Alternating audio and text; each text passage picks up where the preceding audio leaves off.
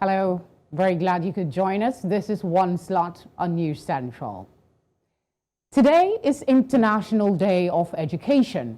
The United Nations General Assembly proclaimed January 24 in celebration of the role of education for peace and development.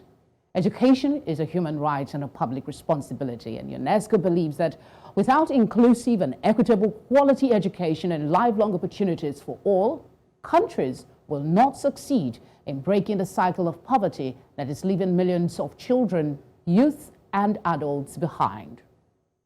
Of all regions, Sub-Saharan Africa has the highest rates of education exclusion. Over 1/5 of children between the ages of between 6 and 11 are out of school, followed by 1/3 of youths between the ages of about 12 and 14. Nearly 60% of youths between the ages of 15 and 17 are also not enrolled.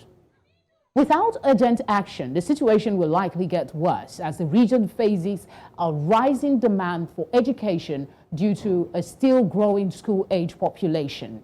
So today on One Slot, we want to look at how we can improve access to quality public education in Africa. My guest is Professor Michael Cordeur, an NRF-rated researcher who is currently Vice Dean for Teaching and Learning in the Faculty of Education at Stellenbosch University. Thank you very much for joining us on One Slot. Good afternoon to all your listeners. Nice to be here. Good to have you. Let's start with today's commemoration before we say anything else. Why is a day like this really necessary?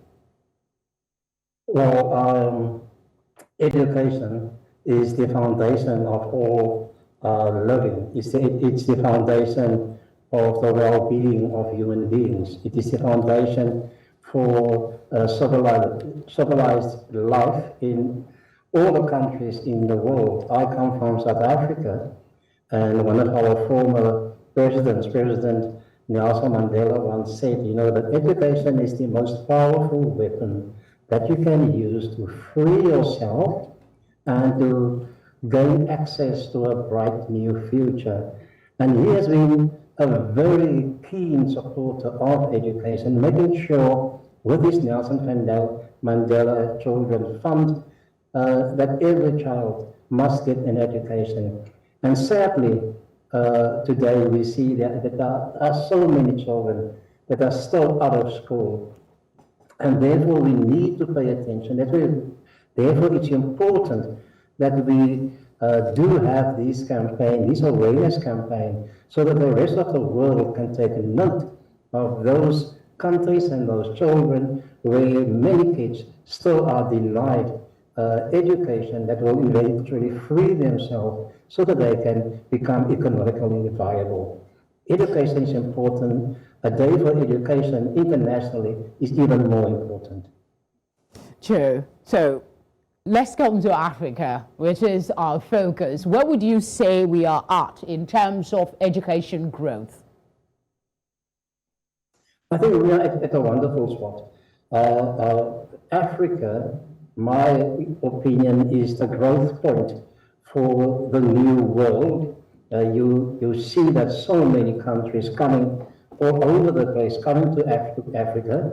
Everybody wants a piece of Africa, and therefore it is very important that Africans must own their space. Africans must own their land, they must own their country, they must own our continent.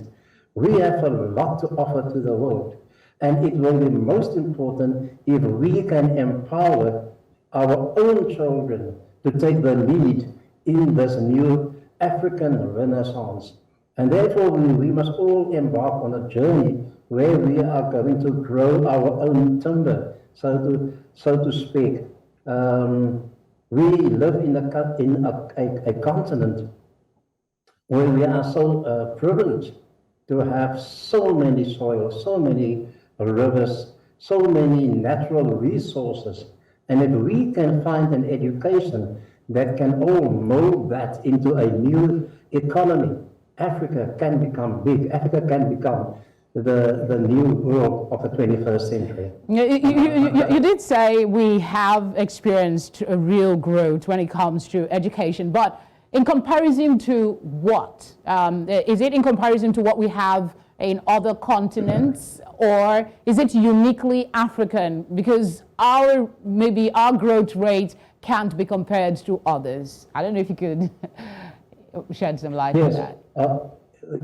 You see, economically, Africa is not where it is supposed to be. When it comes to the economy of the world and to big businesses and to big enterprises, Africans we are lacking behind. Even here in my country, South Africa, people know about Johannesburg and they know about Cape Town, but in between Johannesburg and Cape Town, there is 1,700 kilometers of space that we don't use effectively because there are still too many people uneducated in our country. So where we are at the moment, we are moving fast. I have been talking to people from Zambia lately, even this morning, and they have got wonderful programs running, but we must multiply all of those programs in the whole of Africa, and we must make sure that every kid in every country in Africa gets the best possible education he or she can get, because each African child can become an entrepreneur that can eventually develop their country and that will develop the continent. And we must make sure that we will not allow countries coming from abroad with an imperialist attitude taking from Africa what they can and then left and then leaving Africans poor and devastated. I see the pictures on your screen, and those pictures are not very encouraging. And we need to change that picture around, where we need to put kids in school, we need to give them access to wonderful resources, because these resources are available. It is our job to make sure that learners of Africa have access to those resources. Yeah, to change the narrative, we need to maybe have, I know the context of this conversation might not cover everything, but is our colonial past still impacting our educational curriculum in Africa? Very much so. Unfortunately, you can see that, I'm not sure you're aware of it, but my specialist field is curriculum studies. Now, you see in the curriculum, even in my country, South Africa, you see that the curriculum is still very much a Western curriculum. It's still a colonized curriculum, and people, learners are studying subjects that will have no bearing on their future, that won't give them any access to any kind of a job or work in an African context, because you still find in most schools in South Africa, and I believe the same is for the rest of Africa, that there is no subject like, for instance, agriculture. But when you look at the pictures about Africa, you see children looking after cattle, looking after, working on the farms, and trying to make a living from the soil of the earth, and yet they have had no education in that regard whatsoever. The people who are sitting in classes studying agriculture are your white people, your European people, and they do that for a reason, because they realize that you must have the education to develop the soil of Africa for us to live on that.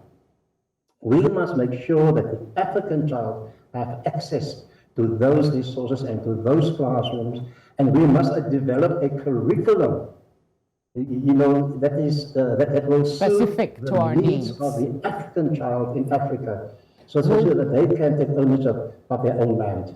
We'll definitely be picking your expertise a bit when it comes to how we can actually make that workable, because we have different terrains across Africa, cultures and all of that. Let me ask, before we proceed, what areas do you think is most impacted by, would I say, pre-colonial education? Certainly the curriculum. because it is still, like I said, a westernized European curriculum.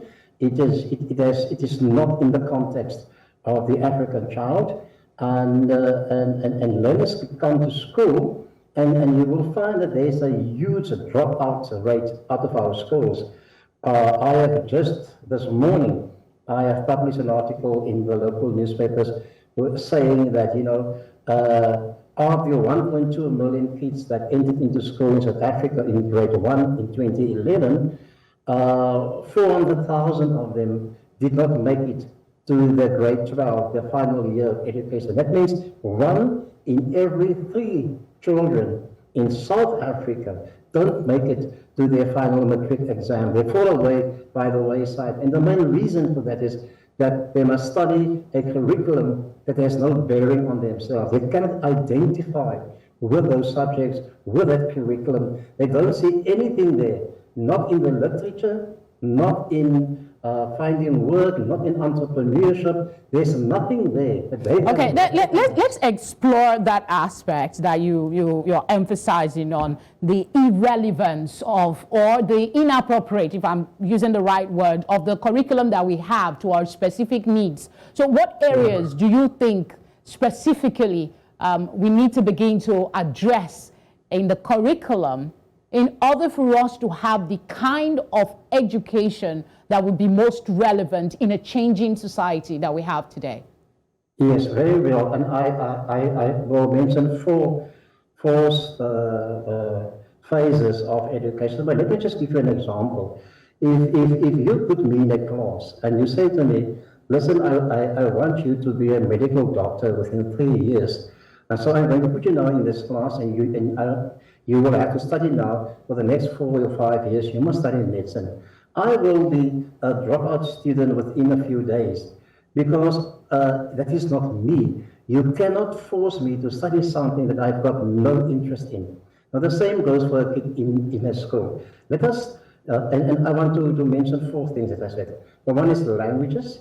The other one is history. The third one is geography, and the fourth one is entrepreneurial skills. With the effect to find a job. Let's start with languages.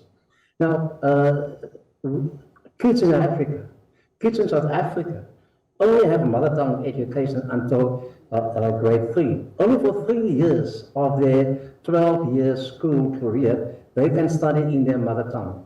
Then at grade 4, they must now switch to English, which is a foreign language to them, and then we expect them in grade 6 or grade 7. This morning I heard that in Zambia, for instance, they must write the exam in grade 7. In South Africa, they must do that exam in grade 6. Then they must write the exam in English. After only 3 years exposure to the English language, and then they fail dismally. And then everybody will go and they will say, look at that, your African child doesn't have the potential to do this or to do that, which is absolutely wrong. If you was to test me today in Mandarin, I will also fail that test. But if you test me in my mother tongue, I will pass the test with flying colors. So the language is the first thing in the curriculum that needs to be changed. The second thing that we need to change is the history. Kids must study the history of their own people, their own country. Gone are the days, why must we all study the Second World War between Germany and the USA and Japan? Why cannot we study the history of our own countries, the history of Sudan, of Zambia, the history of Mozambique, and why is the surname of the president of Angola, Dos Santos? Surely it is a Portuguese surname. It's not an Angolan surname. What is the story behind that? And we don't give our learners these stories that they can identify with. Right? And then finally, we must look at entrepreneurial skills. Now, we have so many resources in this country. My country, for instance, has a huge resources of coal, but we are exporting all that coal to Europe, to England. And in the meantime, our people go hungry. Our people don't have even electricity because we are exporting all our coal to other countries. We have land, but we don't have the education and the skills to farm on those land. so that we can eventually make a living on that particular land. And those are the subjects that must come back into our curriculum so that your African child can become a fully balanced individual who can take his own place in society. And it's our job to make sure that they eventually will own their own space in South Africa, or in Africa for that matter. Yeah, we have different cultures and belief system and all of that, but we are also the same in certain areas. When you talk about mother tongue learning, this is something that educationists like yourself have been pushing, that education should be in the mother tongue. But my question now would be, is it possible, can we have a one-size-fits-all kind of curriculum across board in Africa? Or No. is it every region should look at their unique circumstances and create curriculum that best suits their need? Exactly. You have actually given the answer there, because what we are doing at the moment, we are enforcing a one-size-fits-all curriculum from the West and from Europe onto all African countries, and it is so unfair because countries differ from one or the other. You would have, for instance, in the middle, the center of Africa, countries like Zaire, you know, where there is a huge industry with your so-called rainforests. But then you have north of that, you have the big desert, the Sahara Desert. Then you have your tropical countries on the east and your Atlantic countries on the west, etc., etc. And then you have, of course, you have your Muslim and your French-speaking countries in the north. And you have your Portuguese-speaking countries on the east and on the west of Africa. So countries differ from one another, and so the curriculum will have to differ from one another. The curriculum in South Africa cannot be the same as in the Congo, neither can it be the same as in Egypt or Mozambique for that matter. We will have to find a curriculum that is tailor-made for every country according to their own personal skills and to their own resources. Okay, but there are underlining similarities in the areas that you've mentioned earlier of curriculum that needs attention. You talked about language, history, geography, and entrepreneurship training. Is that something that could be a general writing principle along in the curriculum, but in terms of the localized needs? For sure. You know, there will be general subjects. Mathematics will be mathematics everywhere, and the principles of mathematics, or the principles of, say, for instance, accountancy or business studies, will be the same for everybody, because our young people must use the skills of maths and science so that they can understand their particular environment. So those subjects will be the same, but then there will be different subjects that is only tailor-made for a particular country. For instance, if you have a country who is largely an agricultural space, then surely we must bring in agriculture into that particular curriculum. If we have big mines there are countries in South Africa where mining of gold and diamonds has been huge in the past, then surely we must bring that into the curriculum, etc., etc. If you look at the history, I'm sure the kids of Egypt would like to study the history of the Egyptians, but so would the people of Ethiopia. They would want to study their particular history. Why must they study the Second World War if their own history is so interesting and can bring so much light, so Indeed. That they can understand where they're coming from? Indeed, having a good curriculum is one way of improving access to education. That is one side, but access to learning it brings is a completely different question this time around. Let's go on a break. When we come back, we will look at what access to education currently looks like and ways it can be improved upon. Stay with us.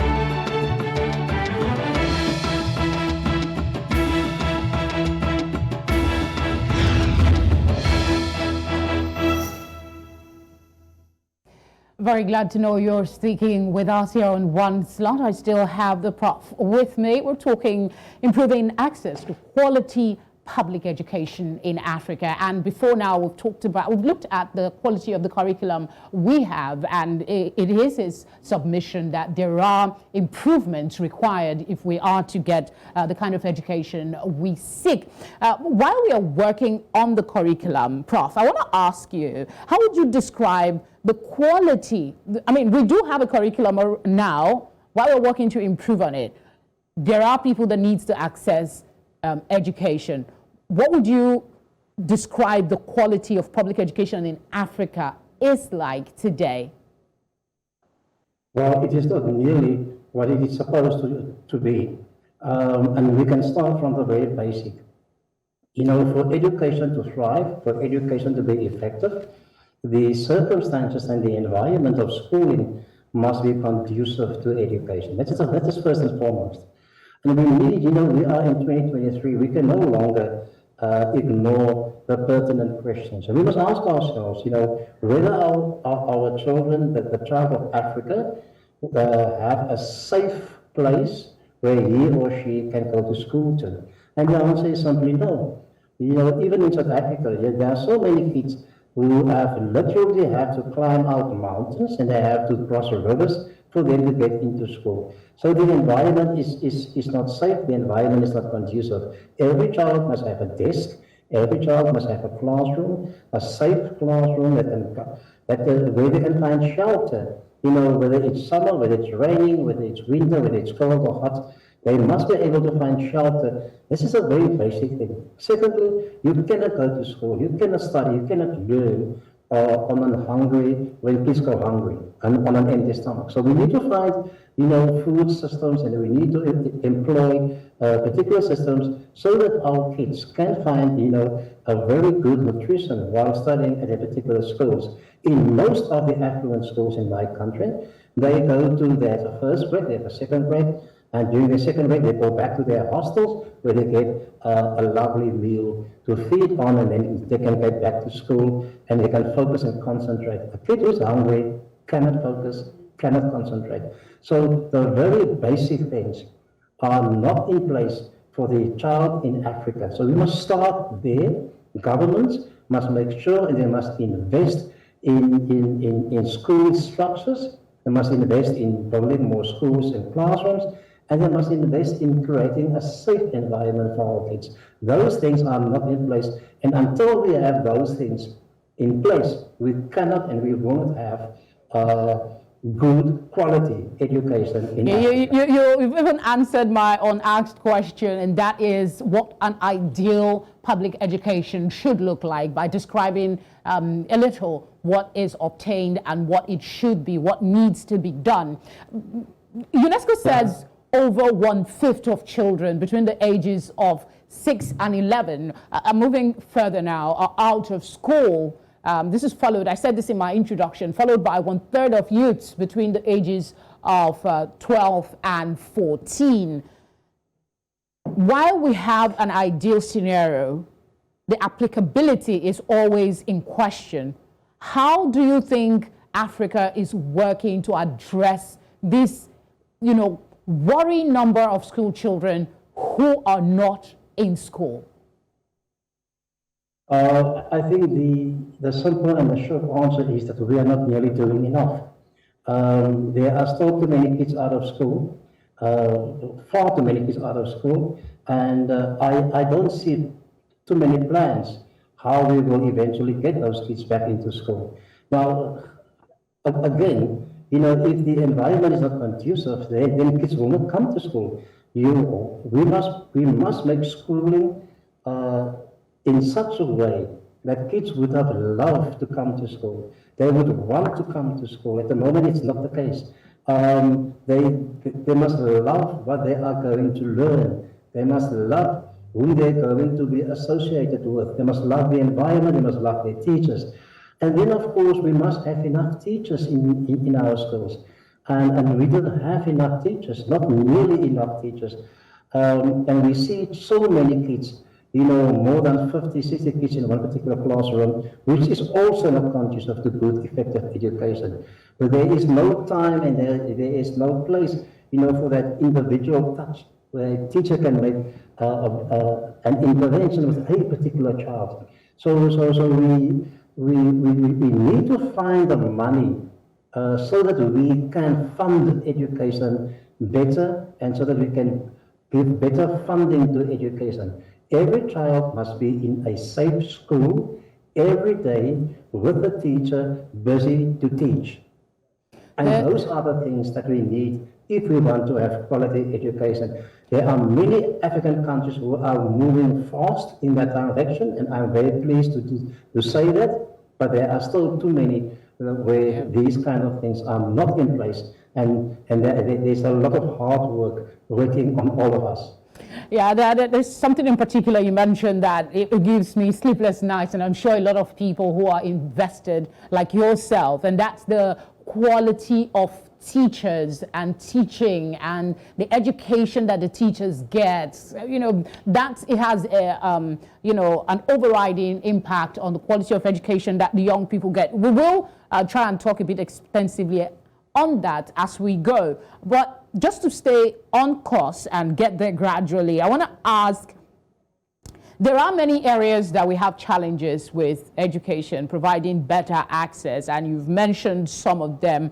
Where would you say we have the most challenge with the task of getting more children into school?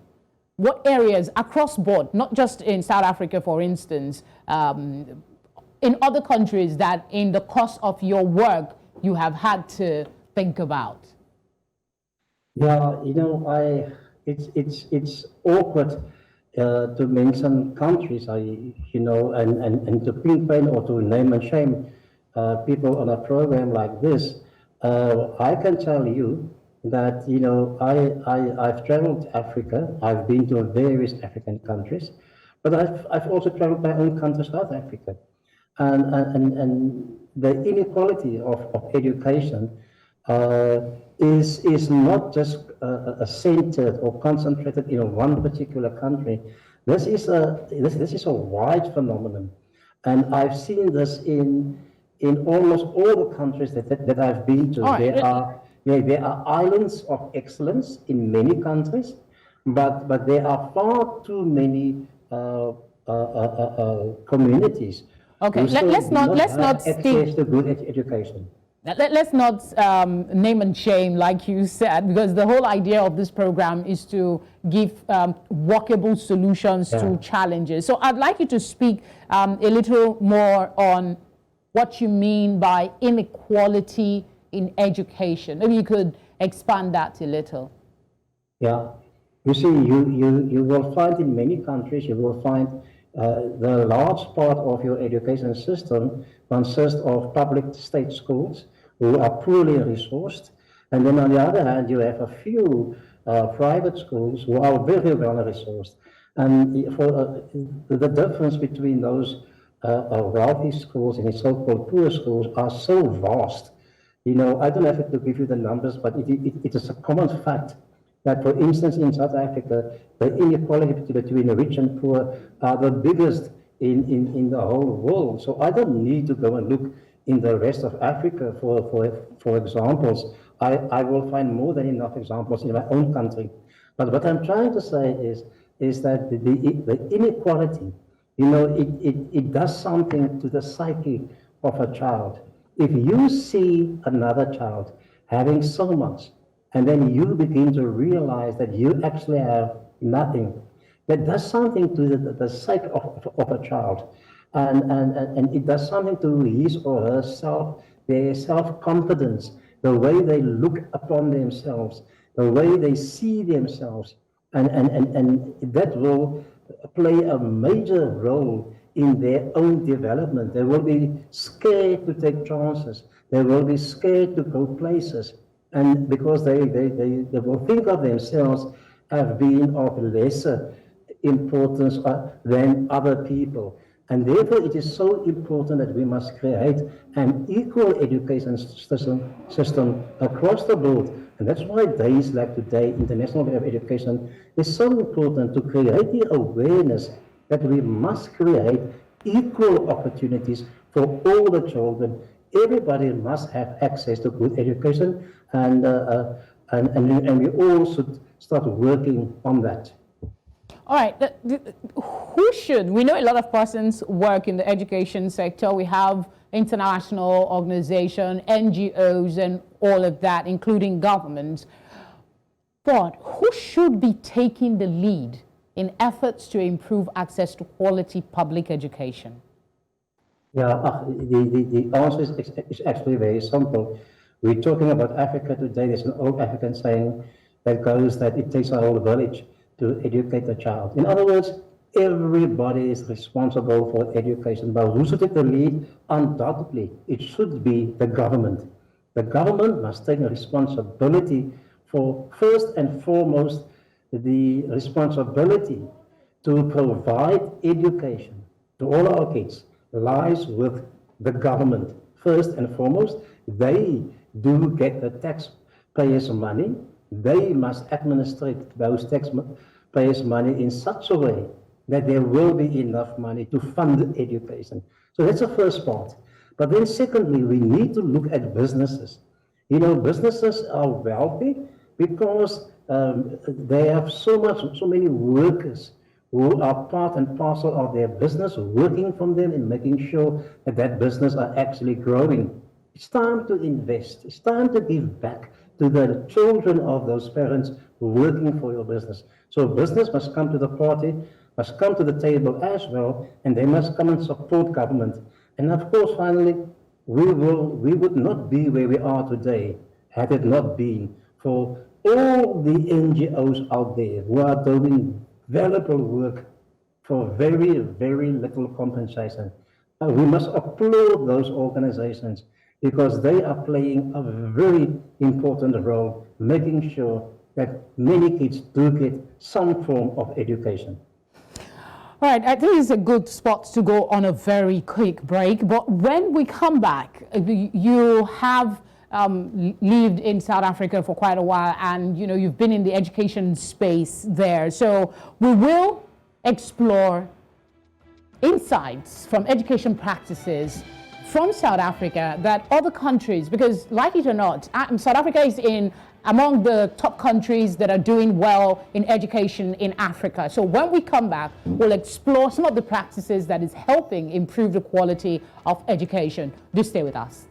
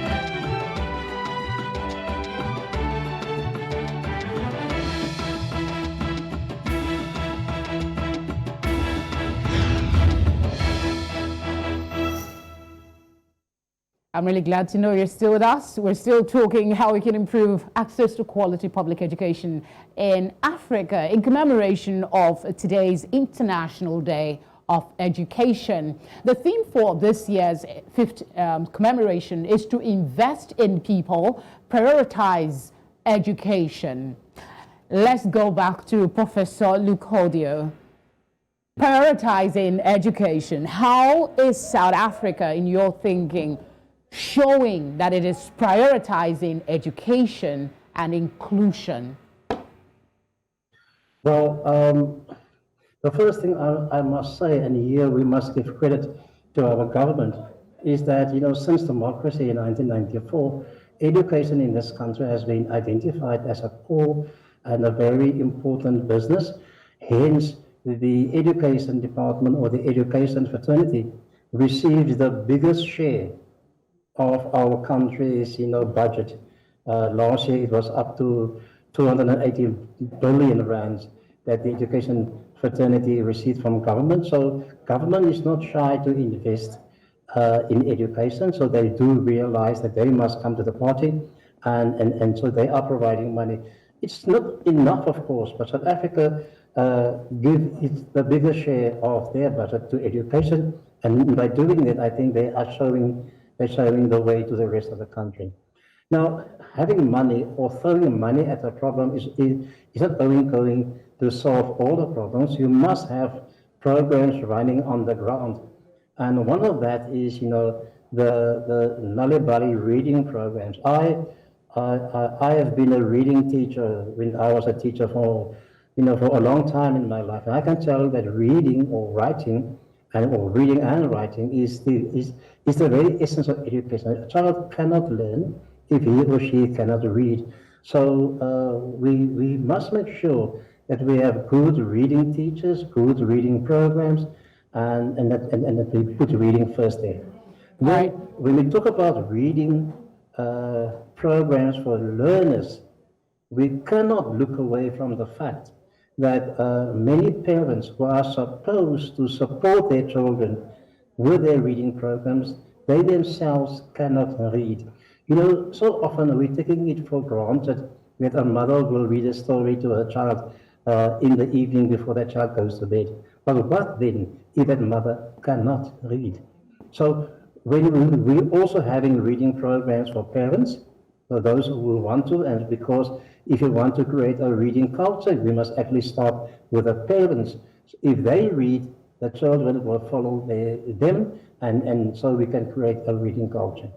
We have a system that we call the buddy schools, meaning where a wealthy school will adopt one of our poor schools in the townships or in the rural areas as their buddy, and they will share resources, and they will adopt that school as their buddy. They will work together, they will share programs, they will invite those learners coming to their school, invite them to cultural and sporting days, and vice versa.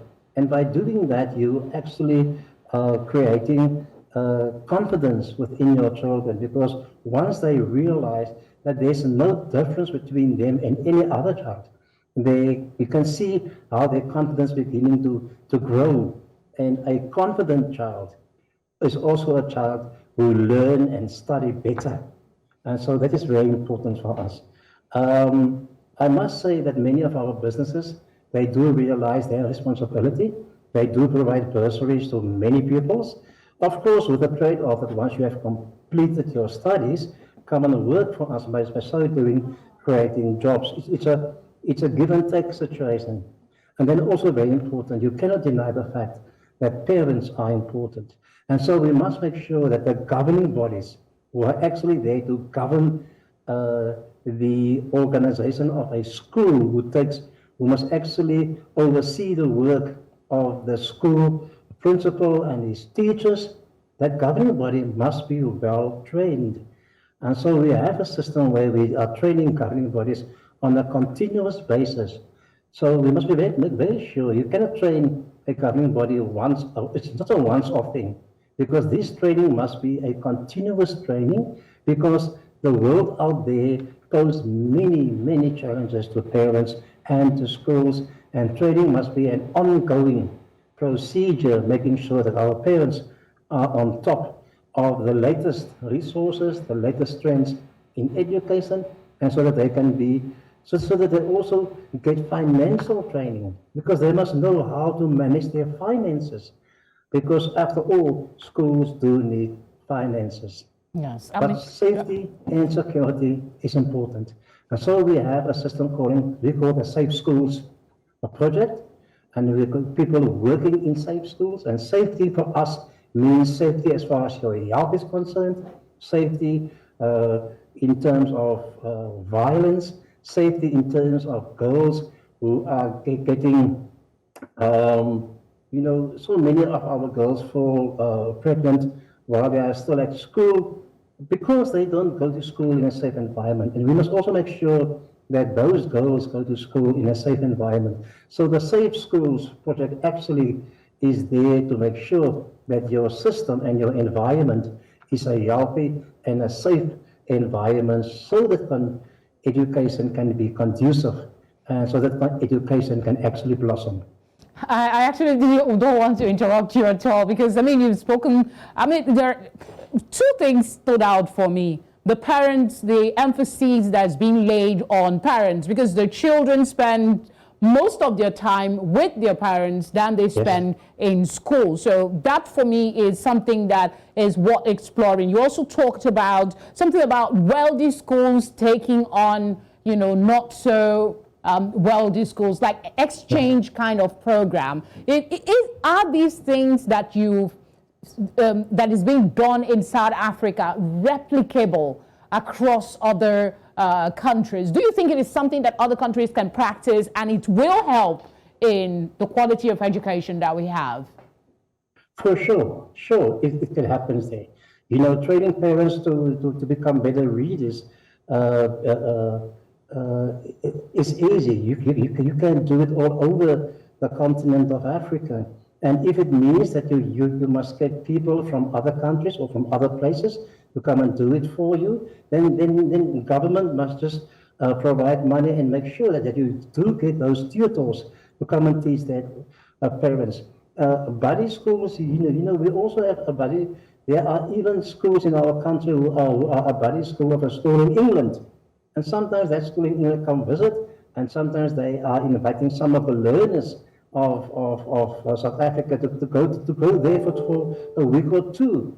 And it creates an immense source, a rich source of information and a source of learning for these children to go overseas, to go to school at a school in London or somewhere in England, etc., etc. So, and I think that this is something that many other countries in Africa can do. I think there is, at this point in time, that this is now the opportune time to explore those possibilities. I think there are many schools abroad and in Europe who would want to do that. That's my experience. They actually want to do that, and they are actually just looking for opportunities so that they can be of service and of help to the countries in Africa. Look, no. Go ahead, sir. Go ahead. No, look, the countries like Belgium, like the Netherlands, etc., they do realize that they have a colonial past, and they do realize that they must make good for what has been happening in the past. So they actually want to be involved, and we, as Africa, we must tap into those opportunities because those opportunities are out there. It's upon us to make good use of that.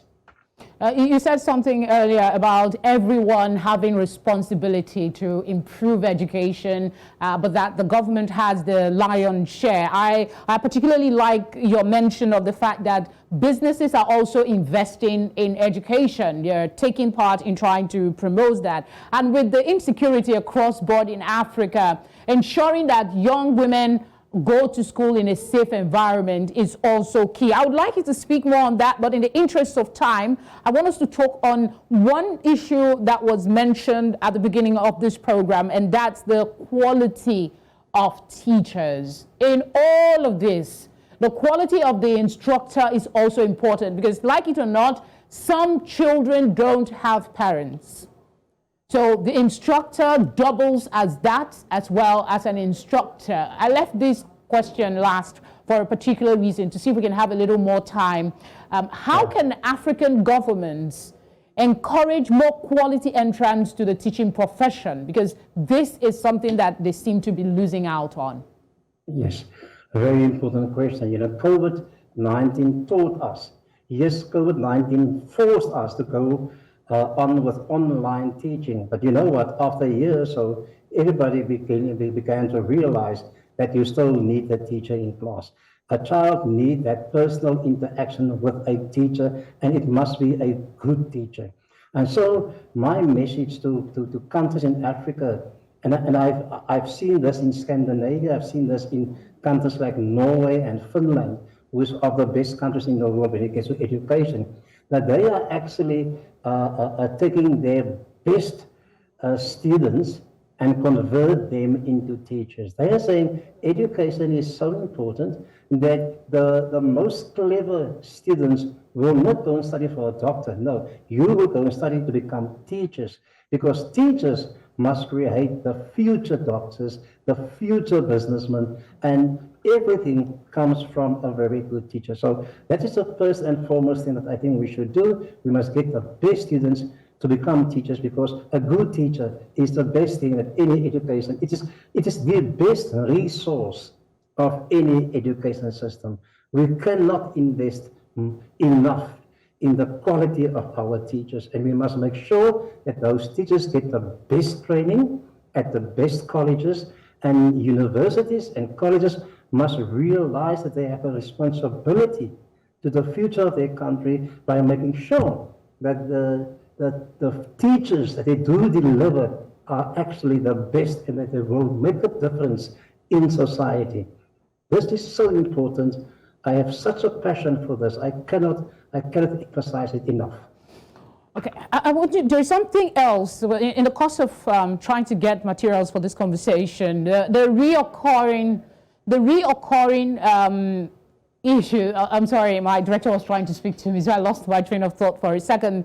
The reoccurring question is, even though teachers are trained, in-service training is also required, and that doesn't seem to be something that a lot of focus is put on. What can you say on that subject? Oh, very important question, because even teachers must be lifelong learners. You cannot say, I have qualified as a teacher 10 years ago, so I know it all and I'm not a teacher. No, a good teacher is a lifelong learner. Your teacher must learn with your children. Look at the technology going around. Every day there's new technology. And you as a teacher, you must stay on top of all the new changes in the world of technology. Even if you don't do that, you will very soon find that you are lost when you are beginning to speak about technology and computers and the future of education, because your learners today, they are actually serving the internet. They are consulting with Dr. Google on a daily basis. And so you as a teacher, you must study and you must continue to empower yourself, making sure that you attend all the in-service training courses provided for them, because it's important to be trained. Yes, it is. I have so many more questions. The area of girls in education and all of that, but we're out of time. So I'll ask you to speak your final thoughts on how Africa can really intentionally show that they are invested in improving access to quality education. Africa is the future of this world. Africa has so much resources. Africa can become the greatest continent on earth. And all we need to do is we need to realize that if we are going to ignite our education system, if we are going to turn our education systems around to become the best education systems that we can be, we will realize our true potential, and then Africa will start ruling the world. So my final word is, Africa, you have all the potential. Go for it and make it work. Thank you very much, Professor Michael Cordeur, for spending your time with us and sharing your knowledge. All right, my closing remark is an appeal, an echo from the African Union Commission to all African governments to seize the opportunity and renew their commitment to enhance the governance and efficiency of education systems, and importantly, skills acquisition to meet the needs of a growing population. And that's where we'll leave it for today. I thank you very much for watching. I'll see you next time.